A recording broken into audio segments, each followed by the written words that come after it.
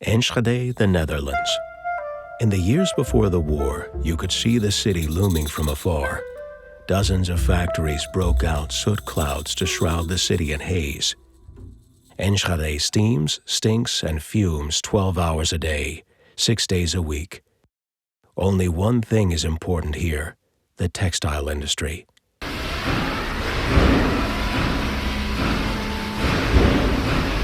The Jewish community in town is no different.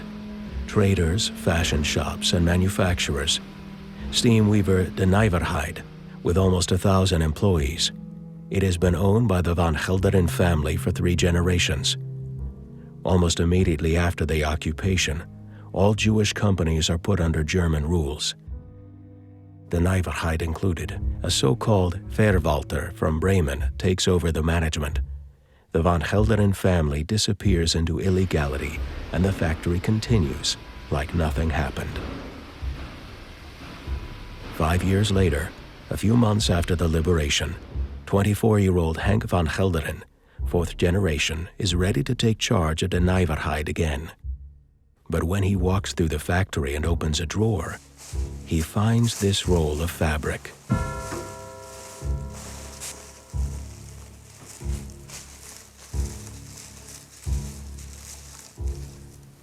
De order voor het bedrukken van de ster van de jongen. The order for making the Star of David. If we had not done it, someone else would have. Het lot van al die mensen. That would not have altered the fate of the people who had to wear it. You had to sew it onto the coat. Yes, that's when you started to feel different. Ik legde me erbij neer. Ik was een heel gemakkelijk kind blijkbaar. I accepted it. I was an easy child, apparently. Of course, you would stand out with such a medal. Met zo'n medaille.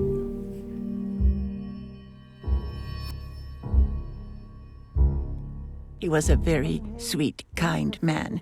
You wouldn't think he was a pastor, you know. That you trust someone you do not know well for 100%, the confidence. Ik ben ervan overtuigd dat geen enkele Joodse I am sure that none of the Jews that went into hiding would have survived without the help of Overduin and his staff. De familie Overduin komt uit Leiden. Leendert was de middelste uit een groot gezin en zijn oudere broers. The family Overduin is from Leiden. Leendert was the middle son. En geld om hem ook. His older brothers went to high school and even university, but there was not enough money to send him to school also. Zijn broer ziek werd, om toch zijn middelbare school. Eventually, at 25, when an older brother got sick, he decided to get his high school degree. He graduated with a lot of help from his elder brothers. That was the stepping stone to continue to the Free University in Amsterdam and study theology. He was a pastor and preacher. Soon after, he gets his first job in Enschede, where he has never been before.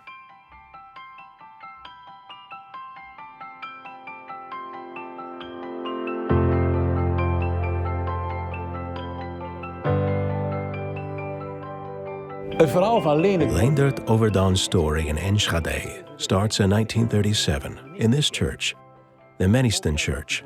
Overduin arrives here in 37, and in those years, Enschede is a poor city.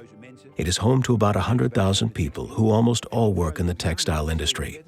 Overduin arrives here in 1937 and starts as a pastor of a congregation of 60 people who are searching for new inspiration. It was a small group that separated from the Reformed Church. In the 3 years before the war, he worked in Enschede. The number of members of the congregation doubled. Grandma, who we called Opu, was one of the first members of this small group. He even visited us when I was born. I was born in the anteroom at the house of Opu, and he visited us there. Ik heb Most of my childhood, I lived at the Potgieter Street. It was a very small street, so we knew the pastor, Overdown, who lived right across the street. When I saw him, I would say, "Hello, sir," and that was all. Es ist eine kleine, wurzellose, internationale Clique, die die Völker gegeneinander hetzt. Lassen nicht von dir, nur Segen unseren Kampf! Here in the synagogue, the heart of the Jewish community in Enschede, the news from Germany is anxiously watched. In this shul, maybe one of the most beautiful ones in Europe, the situation in Germany is constantly discussed. Since 1933, the Nazis have been in power, and there were more and more anti-Jewish measures. Then there is the Kristallnacht in 1938. Thousands of synagogues and Jewish shops are set on fire, and hundreds of Jews are killed by incited people.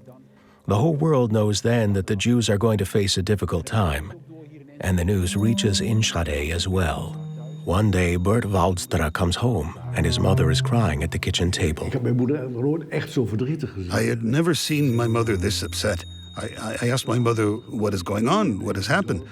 In the village Moit in Germany, where I was born, there was a small synagogue. And last night, this synagogue has been burned down by Hitler's followers. And all those families had to watch the synagogue. And were told that if they did not behave, they would be thrown into the burning synagogue. I remember it was getting difficult for my parents. Not that they would discuss that with their children, but we could tell. Ja, we werden er wel wat zenuwachtig van. Boy, did it make me nervous. But my father would say, "Do not worry, we live in a neutral country. We stayed out of World War I, and if there comes a second, we will stay out of that as well." I trusted my parents entirely.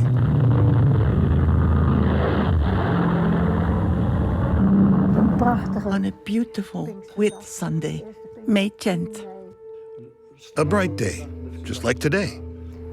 Suddenly, we saw a lot of soldiers in Enschede, German soldiers. It is war.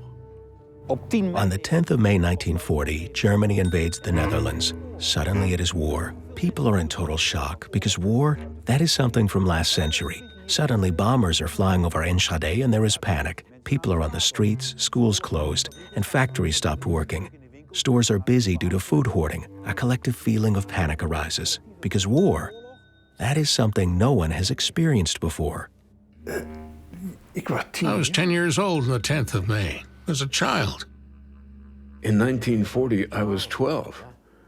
They must have talked about it at home.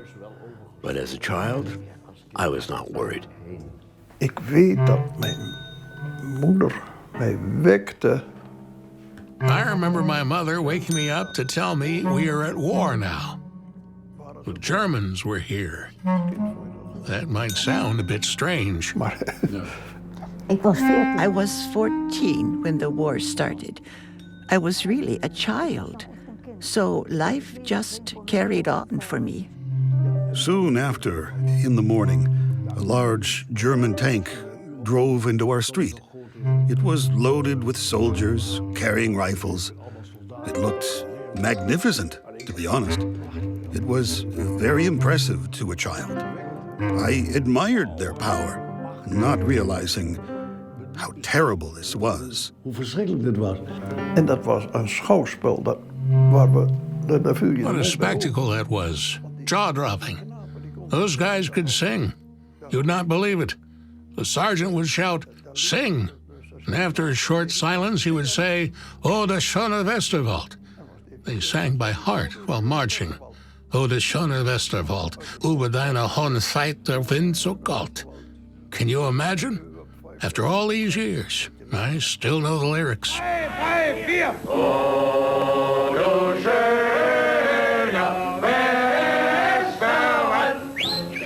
Koningin Wilhelmina en consorten zijn dan al gevlucht naar Engeland. En het volk is aan The Dutch Queen Wilhelmina and her following have fled to England by now. The people are on their own. On the 15th of May 1940, the city of Rotterdam was bombed to the ground. After 4 days of war, 4,000 people have been killed and 7,000 are injured. The Nazis threatened to bomb the city of Utrecht next. It is the end of the Netherlands. Meteen na de capitulatie verschijnt er in alle kranten een Right after the officiële capitulation, an official statement appears in every newspaper from the Germans to the Dutch people. By order of the Führer, the German army will try to make the occupation as bearable as possible. They will protect the life and property of the people and support peaceful matters where they can. However, the German army will destroy anyone who disturbs the peace and order. In other words, we will try to make it as agreeable as possible, but he who does not want to cooperate will be cracked down. Vrij snel na de bezetting wordt Leen ernstig ziek, moet geopereerd worden. Fairly soon after the occupation, Lane gets ill. He needs surgery and cannot work. He's even replaced. He's out of action for almost a year. But in this period of the war, life continues. It is war, but was not grim yet. Gingen naar school. We went to school. We still went on holidays to Durnburg in the summer. That was the last holiday. I can say that I was born in a warm home. My parents had a dream. We have earned well and saved up. We wanted to move away from the apartment above the store. They looked around and rented a house. That is the house we are in now, at the Biscop Street. In that house, we have central heating. I've never seen such a thing. For me, it was like a dream. Vanaf 1 oktober worden de eerste... From October 1st, the first German measures are implemented.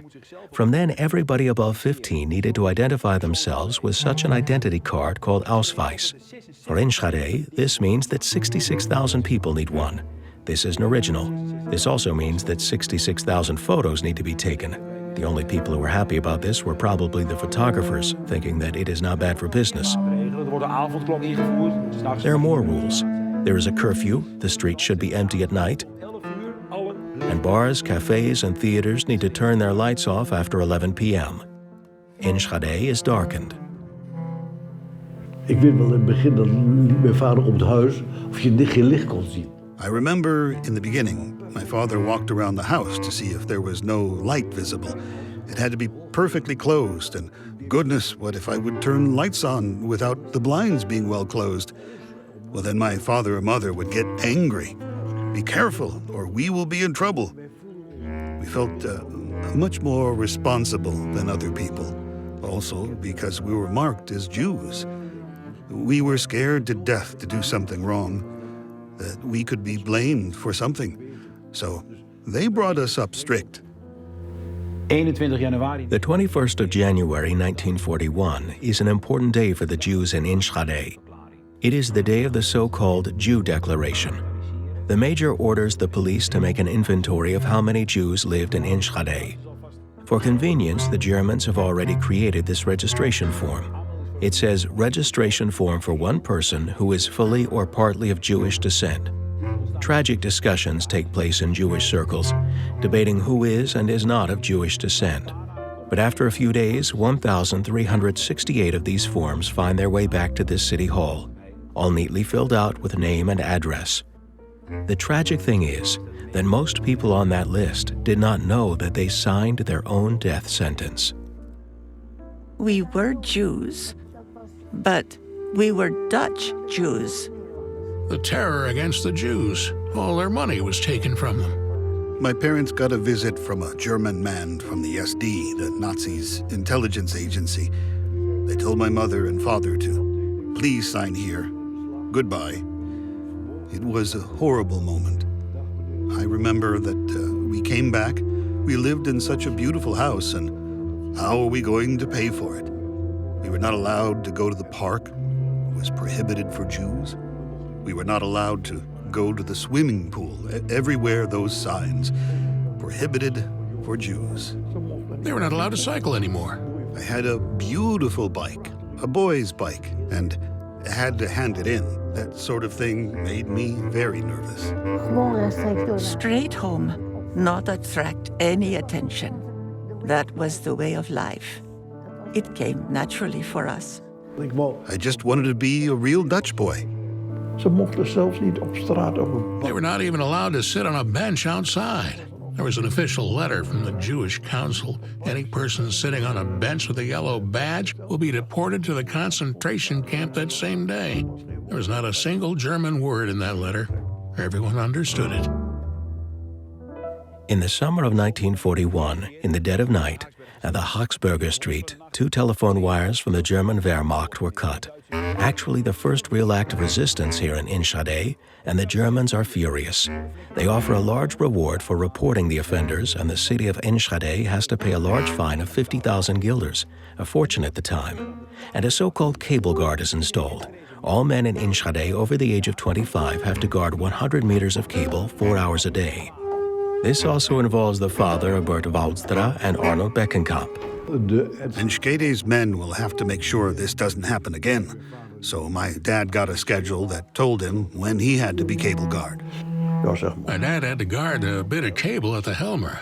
They walked back and forth, smoking their pipes. They did not take that seriously. It was fun, actually. My friend lived next door. We took our bikes to the Haxberger Street, bringing sandwiches that Mom made. I believe we even brought them cigars and some bottles of beer. was een beetje kinderlijke actie natuurlijk. It was a very childish response, of course, but very drastic anyway. Op 13 september 1941 wordt er opnieuw een telefoonkabel van de On Wehrmacht the 13th September 1941, another German telephone line is cut. The Germans are outraged, and draconic measures follow. 100 Jewish men from Enschede are arrested and locked up in a high school. There is not a single word about this raid or razzia in the papers. The following day, these 105 men are in a train leaving from Enschede station to concentration camp Mauthausen. One of these men is Frits Wildstra, Bert's father. Open doen. En mijn vader ging direct naar beneden, want dat heb ik niet precies meer. Open up. My father went down. I have not seen this. He had to get dressed. My father woke us up and said, "Boys, I'm being arrested. I have to go because another wire has been cut." Toen ik thuis kwam, dat is voor vader geweest. When I came home, my father was in bed, ill. That was unusual. I'd never seen him ill in his whole life. I'm sure he got tipped off by the police that he stayed in bed and had not gone to the office. Our Dr. Frank was there when they came to take him, and he said that he was too sick to be transported, so they left him alone. My dad told him he should not go home because they would be waiting for him as well. He said he would go anyway. He said, "My wife is pregnant, then they will take her." So he went back home and got arrested. Maar die werden dus een nacht opgesloten in het lyceum. They were imprisoned in the high school we went to. We knew in those classrooms are people who are imprisoned. En toen ben ik inderdaad naar het lyceum gelopen. En dat heb ik als een... Then I walked over to the high school, and I can still picture it. There was a policeman, a Dutch policeman, asking, "Little boy, what are you doing here?" I told him I was bringing something from my father, Frits Wildstra. He made me wait in the school hall and shouted upstairs, "Here is Wildstra's son, call Wildstra." My father was standing at the top of the stairs, and the policeman brought his package up to him. My father said hi, and I said hi, and I was not allowed to go to him. So that was it. The next day, they told us that they are leaving. I jumped on my bike, I still had it at this point, and biked to the Beatrix Tunnel under the railway with the boy from next door. We walked up and saw all those men. We saw them enter the train, surrounded by men with guns. And the train drove off. Dat het alleen maar Joden waren, wisten we niet. Maar gewoon dat er arrestaties waren vanwege het doorsnijden van kabels. We had no clue that they were solely Jewish people, but we did know they made arrests for the wire cuttings, not that it was a targeted anti-Jewish operation. I think for the Jews, that was the cannon shot that shattered all illusions. Op de avond na die razzia The night after the razzia, all the religious leaders of Enschede gather here in the great church. Every religious community is present, including Overdown. Together they express their loathing of the raid. They are furious and agree that the men should come back. Together they make an official statement of objection. The Germans ignore this, and Overdown realizes that now is the time for action. De eerste keer dat de predikant... It is the first time that the pastors, priests, and chaplains have a real meeting together. Maar dat pikken we niet. Dus We do not accept this. die komt duidelijk uit de religie voort. That attitude clearly came from their religion. That was amazing, and I think unique. In deze stadsvilla... This gorgeous villa turned into the headquarters of the SD, the Nazi intelligence agency during the war. Before that, it was Sigmenko's home, a well-known Jewish textile factory manager and chairman of the Jewish board of Enschede.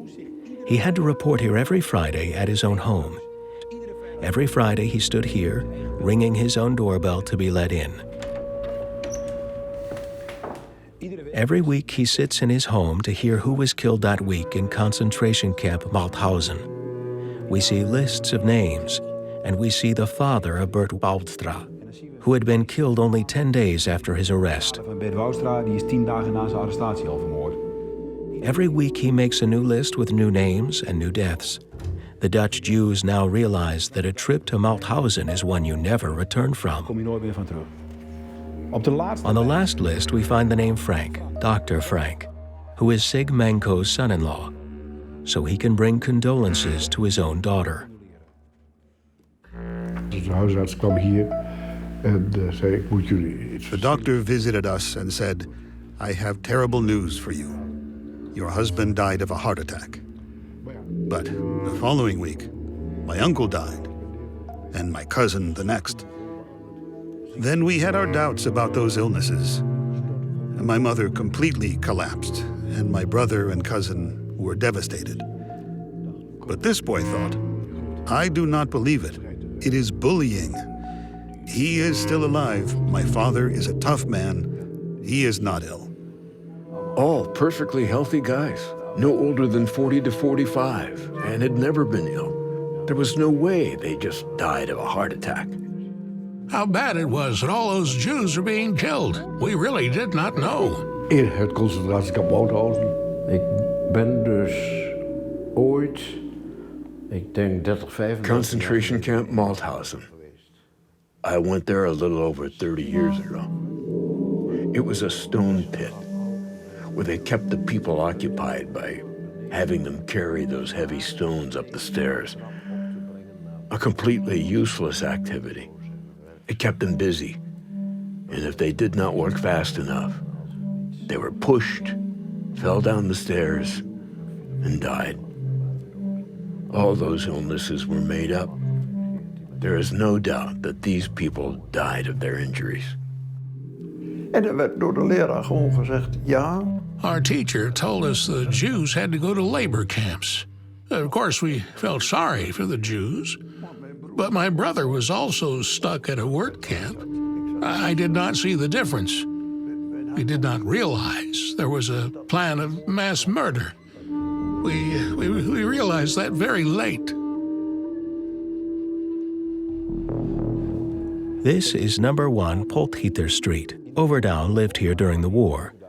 In September 1941 in the evening, Overdown is here with his sister and his father, and the doorbell rings. They open the door to find a scared Jewish man asking, "Can I stay here?" We are not 100% sure, but this is possibly the first hider in the Netherlands. That word did not even exist yet, hider. Before the end of the year, 30 Jews are hiding in this house, and the house is actually completely full. Mag ik bij u slapen? Ja. Can I stay here? Yes. During the first year of the persecution of Jews, 30 Jews reside here. Some say for 2 months, others for 6. It was a hotel for Jews here. From 1st September 1941, Jewish children are not allowed to attend public schools anymore. Our sweet teacher, Kobus, pointed out the 5 Jewish kids in our class, and she said, "After the holidays, you are not coming back because I am not allowed to teach you anymore." That day, we said goodbye to our classmates. It was so sad. How awful that you are not allowed to be with us anymore. Al mijn vriendjes waren mijn klasgenootjes van de lagere scholen, van de middelbare school. I knew all my friends from primary or secondary school. And you were cut off from them. That was the first shock for me. En dan ging je van de Heekstraat een afschuwelijk... At the Van Heek Street, we had a horrible, decayed, old school. I can smell the toilets to this day. It was so filthy. But I was scared. As Jewish kids, and we heard stories about arrests and raids, we thought they would put a truck out front and take us all away. I skipped class like my life depended on it. It was strange, the class full of Jewish kids. It felt so wrong. And we were also scared. There was another school, the Jewish college, in the Los Ondersingel. That was a lot closer. That was nice. I was not much of a fighter. If you wanted to live, you had to adapt. That was life.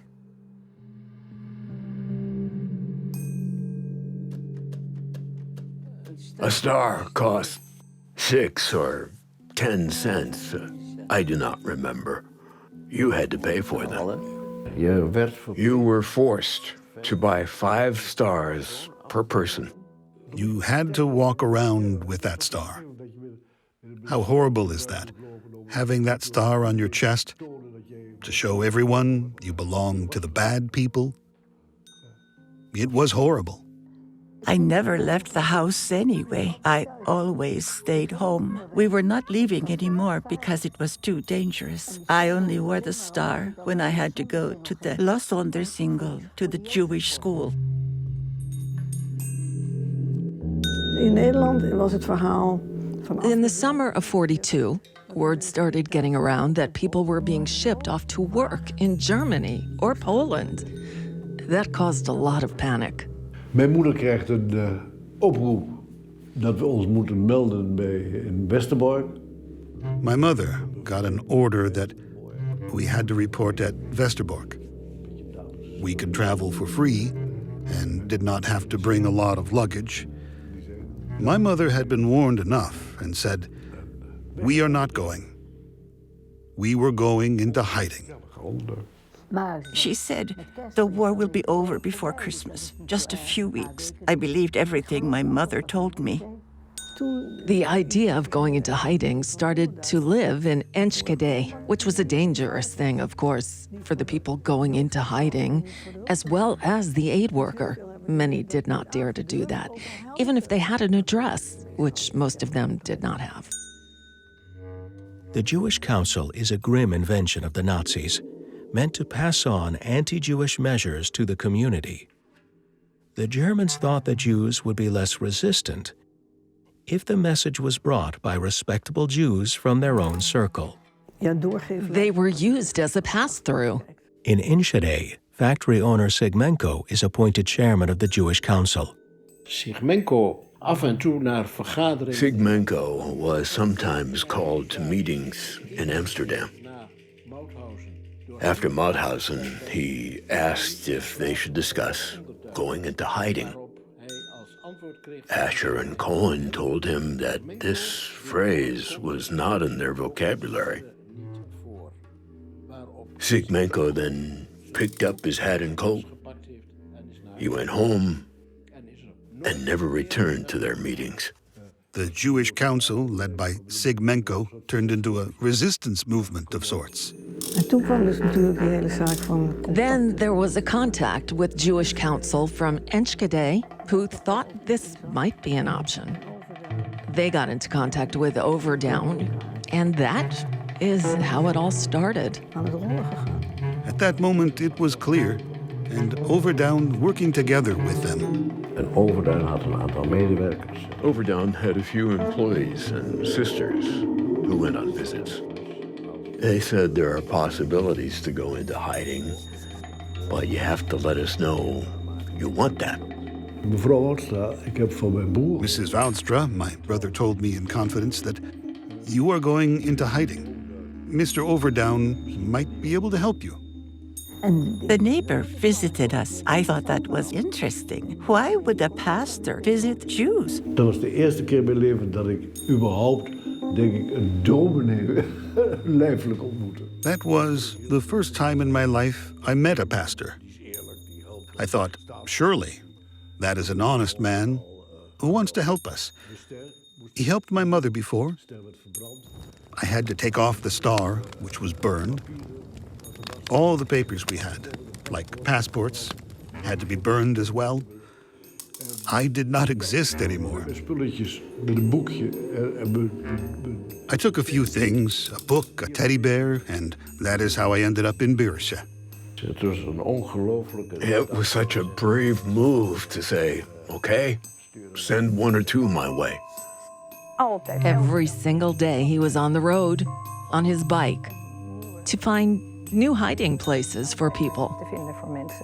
Or people who were willing to help others into hiding. Hij heeft ongelooflijk... He has been turned down so many times, where people said they were too scared, had young children, any reason. He could not force them, naturally. The fact that so many people were willing to help Overdown clearly had to do with the fact that he was pastor. De meeste adressen die Overdown had, waren dus kerkelijke mensen. Most of Overdown's addresses were people from the church. The doors opened at the sight of the pastor in the street. Bij wijze van spreken. Often enough, they still closed the door again. It was not always easy. Natuurlijk waren er ook mensen die dat niet wilden of dat ze bang waren. Maar dat vind ik ook heel begrijpelijk. Dat ze dachten van ja... Of course, there were people who did not want this. Who were scared. You have to be able to handle it emotionally. The heroes of the time were those who gave shelter. Unconditional. Ik heb meegebracht een foto... I brought a photo of the couple we lived with for 2 years. This was taken in their home. When my parents talked to the pastor, the kids were not allowed there. I arrived at those people, and they spoke in dialect. I only spoke common Dutch. It was all I knew. They had an entire room for me. They were very kind people, but I could not talk to them. There was not a single book in the house. I had nothing to do. En op een gegeven moment hoorden we... Suddenly, I heard someone at the door yelling, "Marie, open up. Do you have Jews here?" We were scared to death. That was the first day. Could we stay here? It was nerve-wracking. I was in my room, waiting and waiting. You heard all kinds of strange news. War in Normandy, bombings, people being deported. Rewards were offered for hiding addresses. Even as kids, we heard the stories. When Mr. Dickon, whose house we were staying in, came home at 3, Father immediately asked him what to do. The milkman can be trusted. We did not have to leave. Where else would we go? I have never spoken to the milkman. The first time I spoke to him was after the war. And then he said, "Of course I knew you were there." At the end of the week, there were 2 more milk coupons per week than before, for the family and their 2 sons living at home. Vanaf het begin van de oorlog was het hier altijd druk. From the beginning of the war, this was a busy place. School at the Minkman Street, a ration stamps distribution center, was located here. During the war, you needed ration stamps for everything. These are original stamps: meat, potatoes, butter. They were more valuable than money, actually. Zonder dat kon je... Without that, you could not live in the city. Maar hier in Twente, Here in Twente, Martje delivered money and ration stamps. Echt een heel lief iemand. Really, such a sweet person. Very kind. And delicate, too. She was a sweet, gentle lady. en je had gemeenteambtenaren die dus... Some civil servants embezzled stamps at City Hall. Several officials have been in a club helping Overtown. Then some people contacted him who had robbed stamps. They told Overtown to come to Arnhem, where he could pick up the suitcase. And he went there. He got caught. The first time Overtown is arrested, he has a suitcase filled with stolen ration stamps. He is caught red-handed. He is brought here, center of Amsterdam, house of detention of the SD and Gestapo. You can see where the cells used to be. That is where they locked people up. Overtown was also imprisoned here and taken to court. He decides to be completely honest with them. He even turns the tables. He tells the judge, the German people are guilty of terrible misbehavior by persecuting Jews. That burden is eased by Dutch people offering them a place to go into hiding. I am a Christian. I help the Jewish. What else can I do? And he hits the conscience of these judges. Later, Overtown is visited in his cell and they ask him, what will you do when you are released? Then he says, I will continue helping the Jewish people. Then, to everyone's surprise, he is released and transported back to Enschede. I believe that was his best sermon ever. Maar He talked his way out of it, one way or another. I think he must have made an impression by saying he would also help the Germans if they got into trouble. Na zijn eerste arrestatie realiseert Leen zich dat het echt serieus is. After his first arrest, Leendert realizes this is serious. He quits his job, stops working, and gets several disguises. Most importantly, he has to go into hiding himself. Verschillende adressen en opereert van. He stays at many different addresses and continues from the situation. What touched me personally, what is special, during the time so many people were in hiding, was the concern for everyone's mental well-being. He didn't only make sure everyone had enough to eat, but also gave the right book to a young person when they needed it. Een jong mens of waarvan die wist waarin zich. The fact that he made time for that as well is very special, I think. Dat vind ik echt heel bijzonder. He would come to me and we would talk a bit.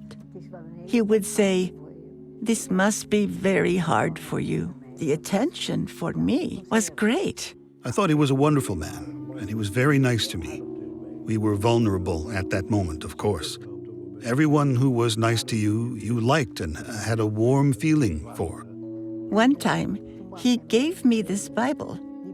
I still have it here. You can see it has been used.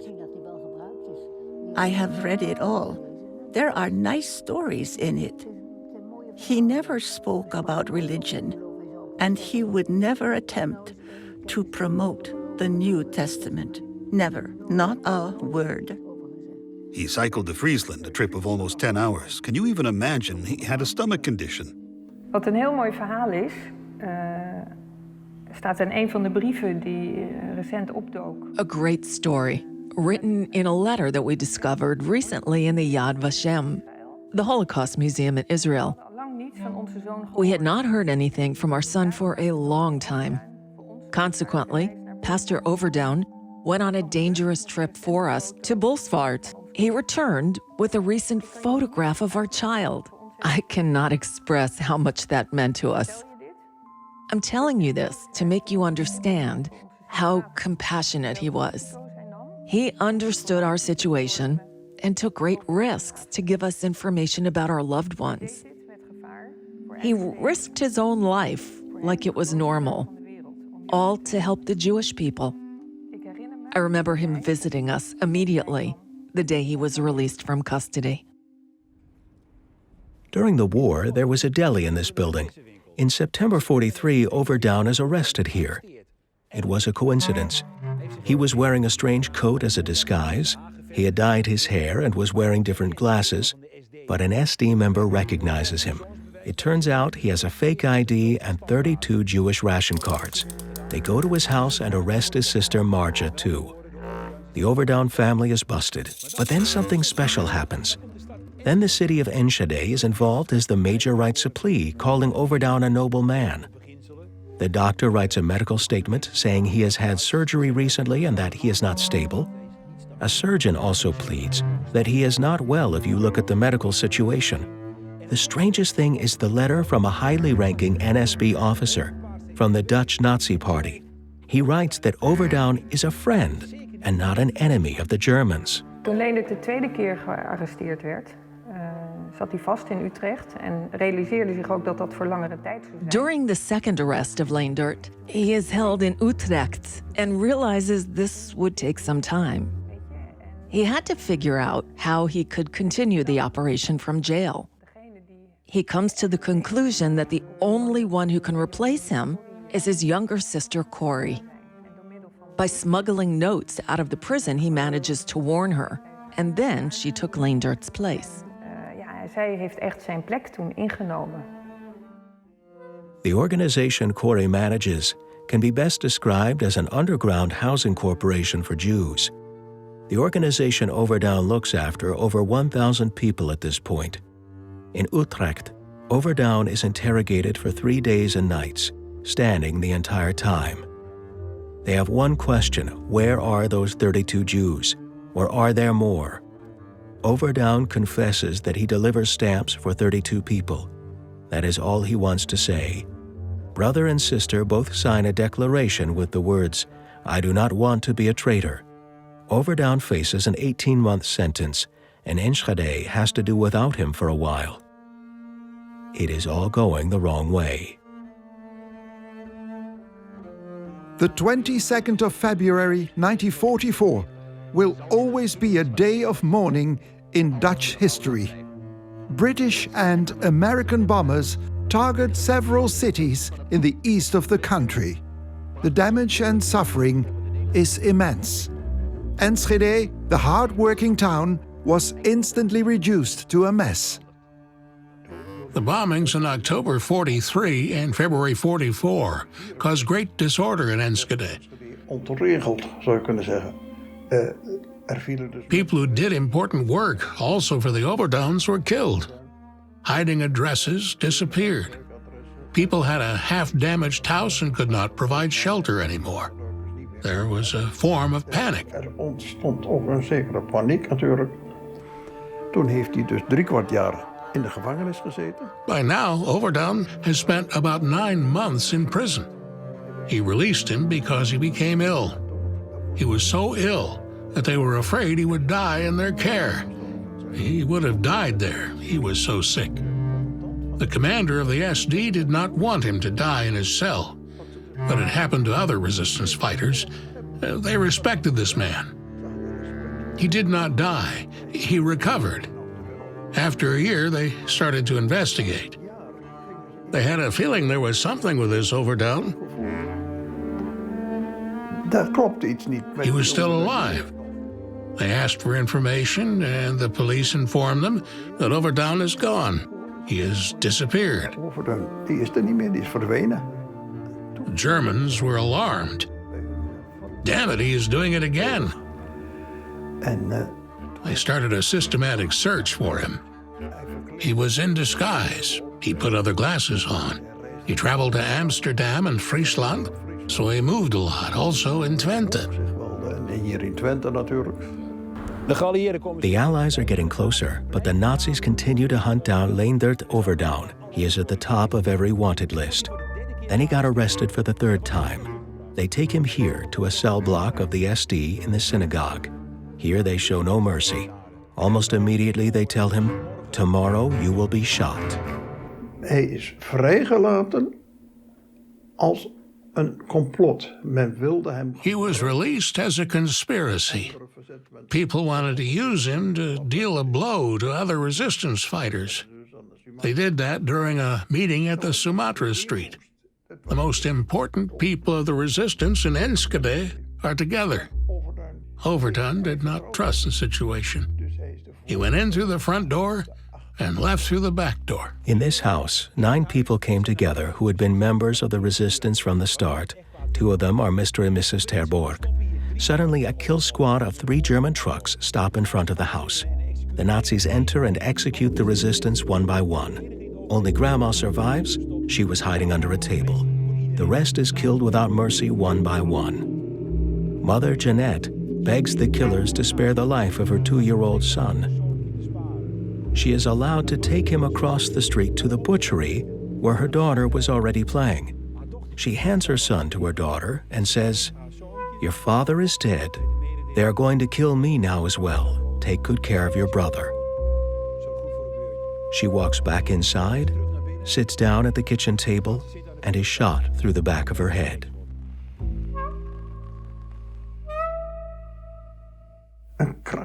An insane move. Those Germans wanted to murder the top of the Dutch resistance, while the Canadians were already walking down the Haaksbergen Street. An absurd act of revenge. Truly incomprehensible. It says enough about the mentality of those people. Within 24 hours, he escaped death twice. On the 1st of April 1945, Enschede is finally liberated. After 5 years of military occupation, the Dutch flag is waving in front of Enschede's City Hall. There is a huge euphoria in the city. People are celebrating everywhere. The war is over.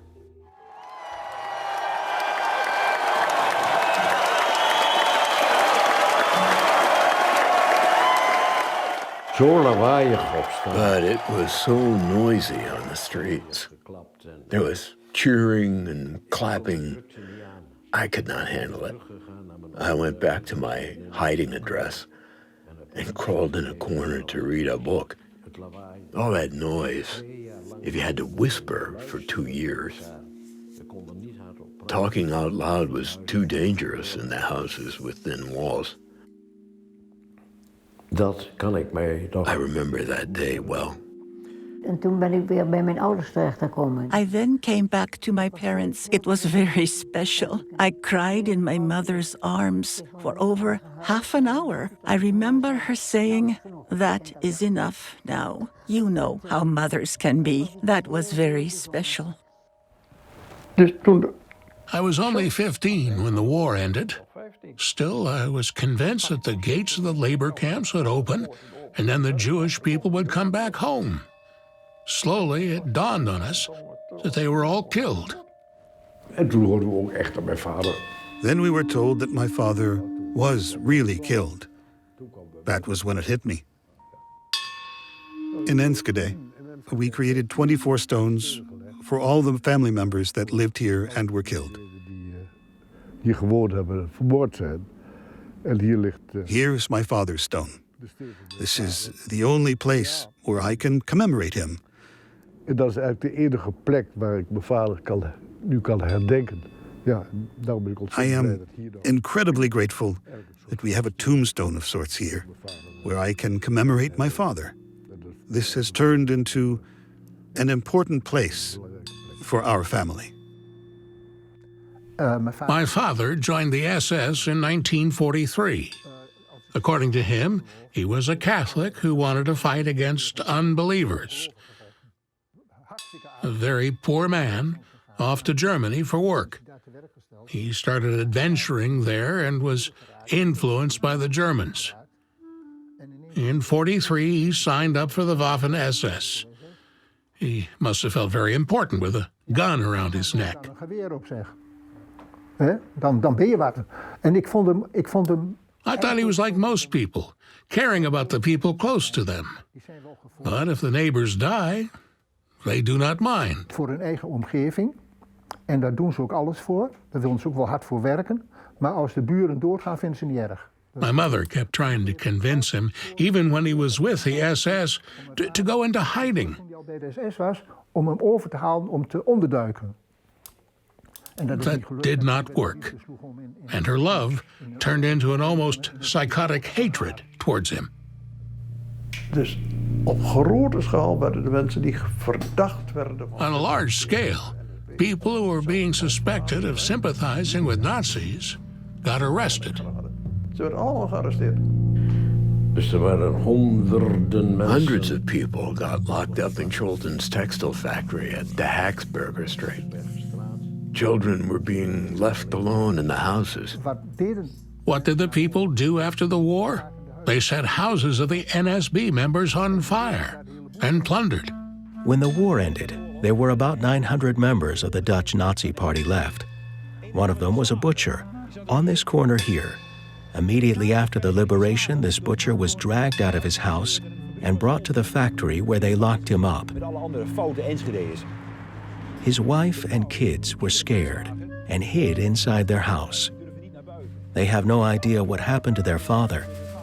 When they hear someone knock on the front door, and Mr. Overdown is at the door. "Can I come in? I have news about your husband."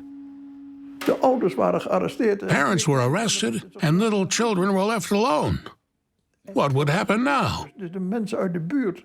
The neighbors did not call the police, but Overdown. There are 2 kids alone in a house, and he would go there and take care of it. En loste het dus op.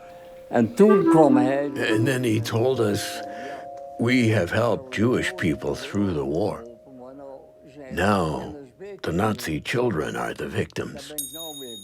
That is what keeps me occupied now. That was surprising, that he did this personally. Dat maakte toch wel indruk. En dat heeft... Convinced some people to not help the NSB members, but to help Overdown. NSB'ers te helpen, maar laat ik het heel neutraal zeggen, om dominee Overduin te helpen, omdat als het Overduin... If Overdown asked something like that, you would obey. Moest je daar maar aan gehoor geven. Children are children. You cannot judge them because of their parents' actions. En Overduin heeft zich over... Overdown took care of the children. Some of them stayed at his house. En we sliepen hierboven. We slept upstairs. We stayed there a lot, sometimes for long periods. He showed me the safe room, under the ground here.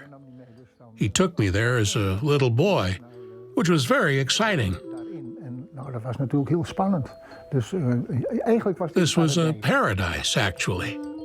Vond ik prachtig. Ja, vond ik prachtig. I thought it was brilliant. There were those who thought it was terrible, thought he was deranged, helping the enemy all of a sudden. My mother also admired it. We thought it was fantastic. He really was a people person. Hij werd daarop. Not everybody treated him in a positive way because of this.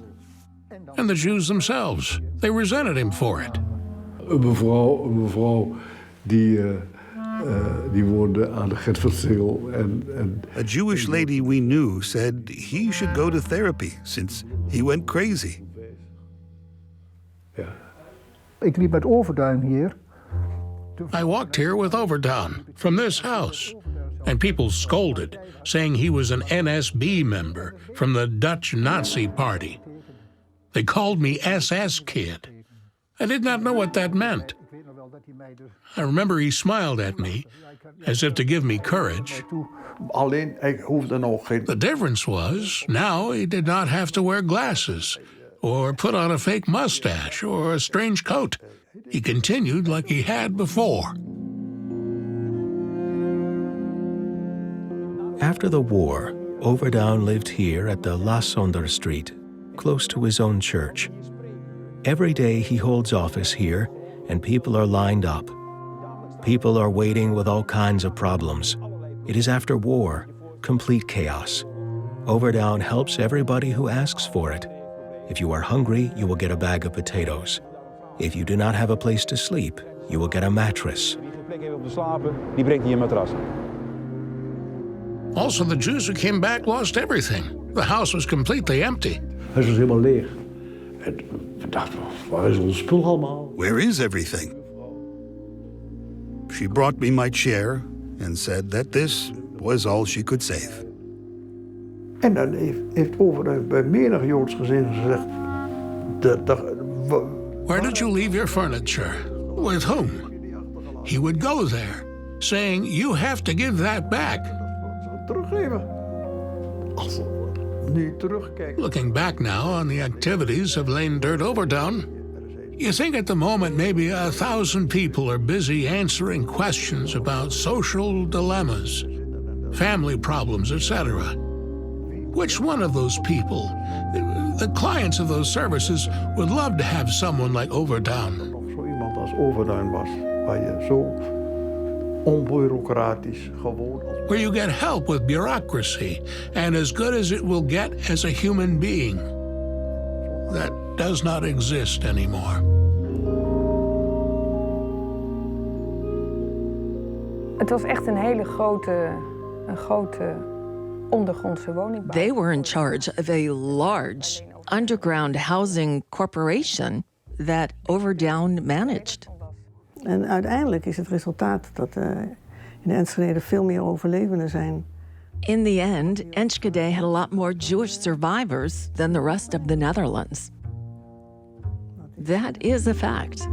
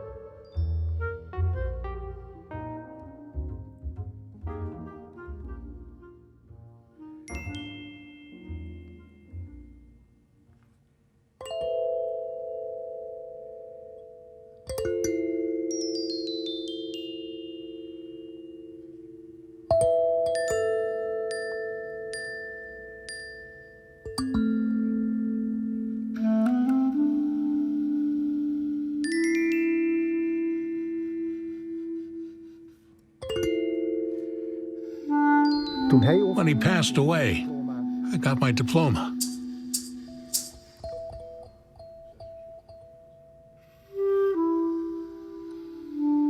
Toen kreeg ik...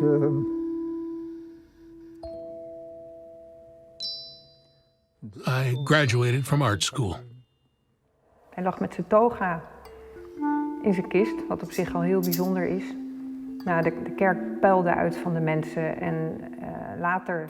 He was wearing his robe in his coffin, which is very exceptional. Toen de eerste mensen daar aangekomen waren, moesten de laatste... When the first people arrived, the last ones still had to leave. A distance of 2 kilometers. That says enough about the interest from all over the world.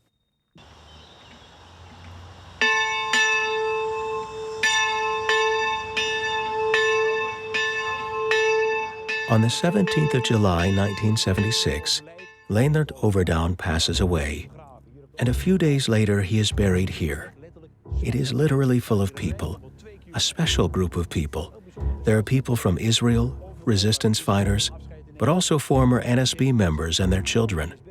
There is a fellow pastor, and he reads the following words at his grave. There are special people whose names will be printed in papers, encyclopedias, who will remain known to posterity. Very few special people who remained this unknown and wanted to be this unknown.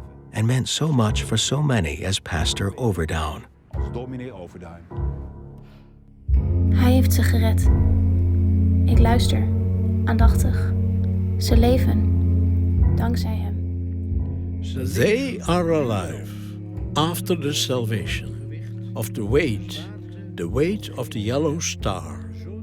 So pressing, so massive. No other piece of fabric ever felt like that. They lived, not then, locked up in the attic, a basement, a barn, hiding for hate. Life full of fear, grief and dread. It was not real living. He could not really live. Not after he saw what was happening. What was happening to his fellow humans in his own town.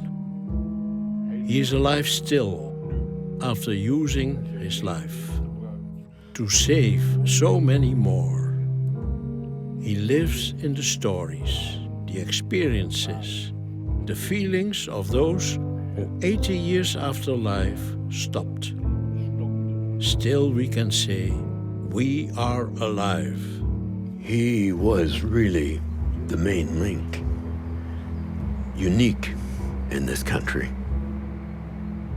What Overdown has taught me is solidarity for people in need. He really has.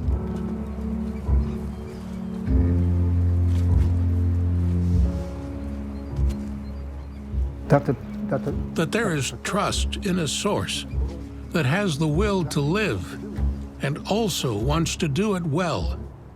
That is Pastor Overdown.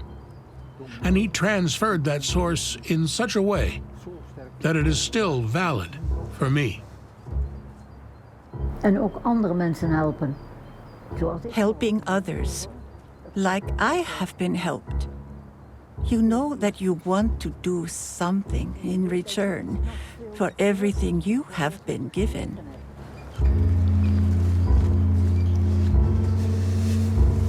A red line in my life was a question I have asked my Uncle Lane at around 10 years old. Who is God and where is he? And he said, my child, God is love between people. You have to look after each other in this world. And now I understand.